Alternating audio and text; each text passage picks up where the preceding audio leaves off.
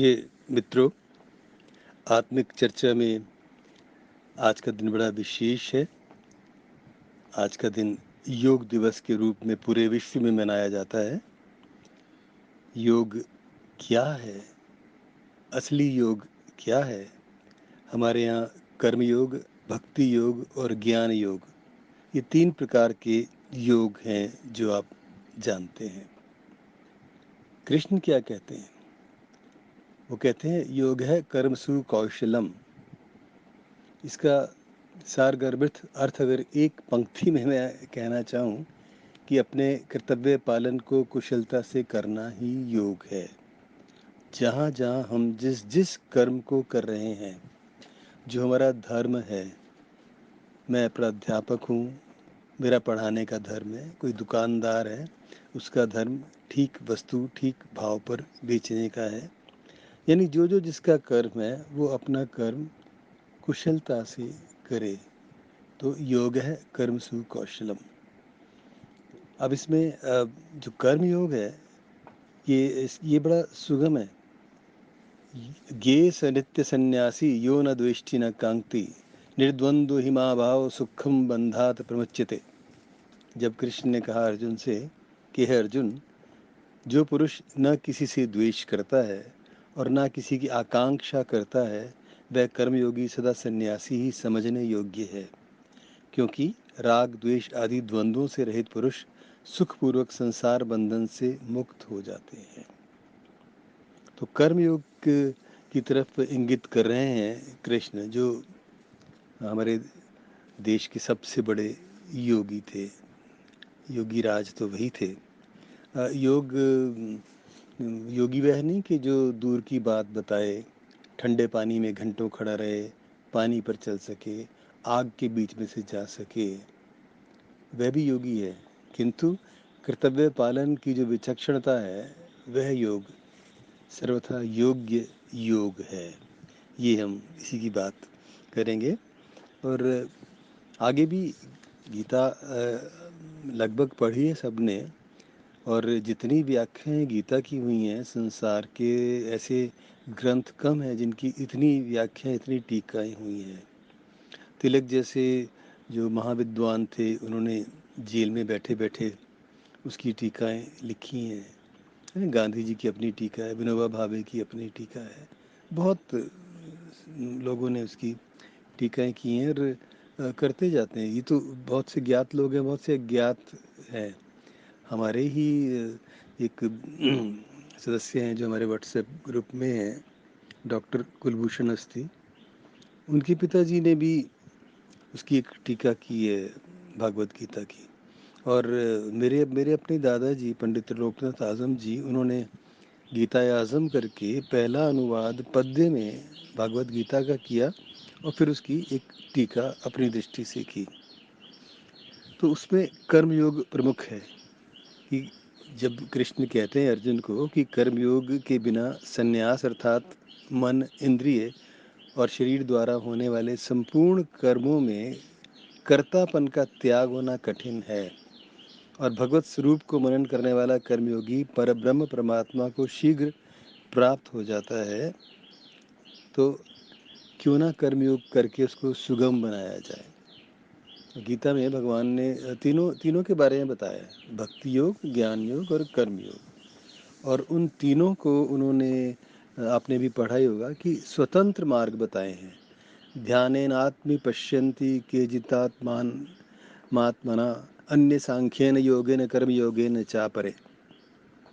उस परमात्मा को कितने ही मनुष्य द्वारा शुद्ध ही सूक्ष्म बुद्धि से ध्यान द्वारा अपने हृदय को देखते हैं, और अन्य कितने ही ज्ञान योग के द्वारा देखते हैं, और कितने ही लोग कर्म योग के द्वारा देखते हैं। तो ईश्वर को पाने, प्राप्त करने के जो तरीके हैं, योग के माध्यम से, भक्ति से भी हैं, ज्ञान से भी हैं और कर्म से भी हैं। जो लोग बुद्धिजीवी हैं, जैसे हमारे मित्रों में ज़्यादातर लोग बौद्धिक संपदा के धनी हैं, कलाकार हैं, चित्रकार हैं, प्राध्यापक हैं, इंजीनियर हैं, है ना। ये सब जो बुद्धि से काम करते हैं, वो सारे ज्ञान योगी हैं, कर्म योगी हैं। और साथ में जब वो अपने कर्म में बहुत मन लगा के करते हैं तो भक्ति योग की तरफ भी अपने आप बढ़ जाते हैं। ये मुझे बताने की आवश्यकता नहीं है। ज्ञान योगियों द्वारा जो परम धाम प्राप्त किया जाता है, कर्म योगियों द्वारा भी प्राप्त किया जाता है, और वैसे का वैसा ही। इसलिए मेरे अनुसार नहीं, गीता के अनुसार जो पुरुष ज्ञान योग को और कर्म योग को फल रूप में एक दिखता है, वही यथार्थ दिखता है। तो जो सच्चाई है, जो असलियत है, वो यही है कि भक्ति, ज्ञान और योग, इन तीनों को एक दृष्टि से देखा जाए। और इसमें भी जब कृष्ण जी कहते हैं कि श्रेयो ही ज्ञानाभ्यासान ज्ञानाद ध्यानम विशिष्यते, ध्यानात कर्म फल त्यागस्ते त्यागा चित्तरन अंतरम, यानी कि मर्म को ना जानकर किए हुए अभ्यास से ज्ञान श्रेष्ठ है। मर्म को नहीं जान रहे हैं तो और अभ्यास से ज्ञान प्राप्त कर रहे हैं, तो ज्ञान से परमेश्वर के स्वरूप का जो ध्यान है वो होता है, और ध्यान से सब कर्मों के फल का पता चलता है, और उन फलों का त्याग करना जो है वो परम शांति का प्रदाता है। तो इसमें क्या कहना चाहते हैं कृष्ण के, जो निष्कर्ष निकलता है कि भक्ति ज्ञान, भक्ति योग हो, ज्ञान योग हो, उनसे ज़्यादा अधिक जो श्रेष्ठ है, जो श्रेष्ठ स्तर है, वो क्या है? कर्म योग है। जो हमने पहले कहा, योग है कर्मसु कौशलम। तो कर्म संन्यास और कर्म योग, ये दो शब्द भी हमें मिलते हैं कि ये परम कल्याण के करने वाले हैं, परंतु उन दोनों में भी कर्म संन्यास से कहीं अधिक सुगम और ज़्यादा फलित होने वाला कर्म योग है। कर्मयोग के साधन आसान हैं, उसकी जो तपश्चर्या कठिन नहीं है। आप अपना काम ध्यान से करते जाओ, मैं अपना काम अपने ध्यान से करता जाऊँ, तो ये निष्काम निष्काम कर्म का मतलब कि जो गीता का जो सभी जानते हैं, जो मुख्य उसका जो थीसिस है कि कर्म कर और फल की चिंता ना कर, यही निष्काम है निष्काम। इसी को योग मान लीजिए। जब हम सब कुशलतापूर्वक अपने कर्तव्य का पालन करते हैं, योगे, मैं बार बार कहूँगा, योगे कर्म सुकौशलम, ये कर्म को अच्छी तरह से कौशल पूर्वक, अच्छे कौशल से, सुकौशलम करना ही योग है। कर्म फल त्याग जो है उसमें निष्काम कर्म में ध्यान नहीं है, निष्काम कर्म में फल का त्याग होता है। उसी कारण उससे परमात्मा की परम शक्ति मिल जाती है।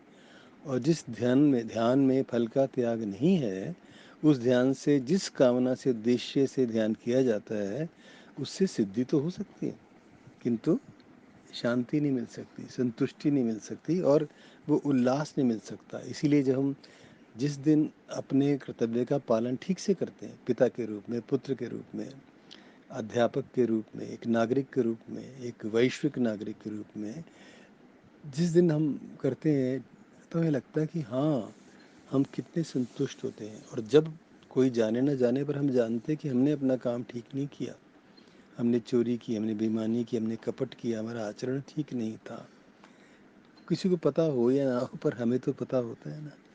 तो भगवान भी यही कहते हैं, कृष्ण, कि आपको अंतर मन से जो गवाही दे रहा है, तो अंतर मन को पोषित करने वाला जो ऐसा कर्म जो दूषित ना हो, उसको आप करते जाइए।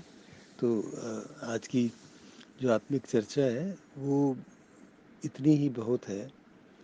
योग है कर्म सुकौशलम, क्योंकि आज योग दिवस है, और इस दिवस पर हम जो तीनों योगों में सर्वश्रेष्ठ बताया गया है, कर्म योग, उसके बारे में हमने थोड़ी सी बातचीत की।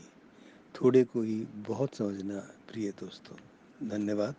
मैं हरीश नवल, भारत से।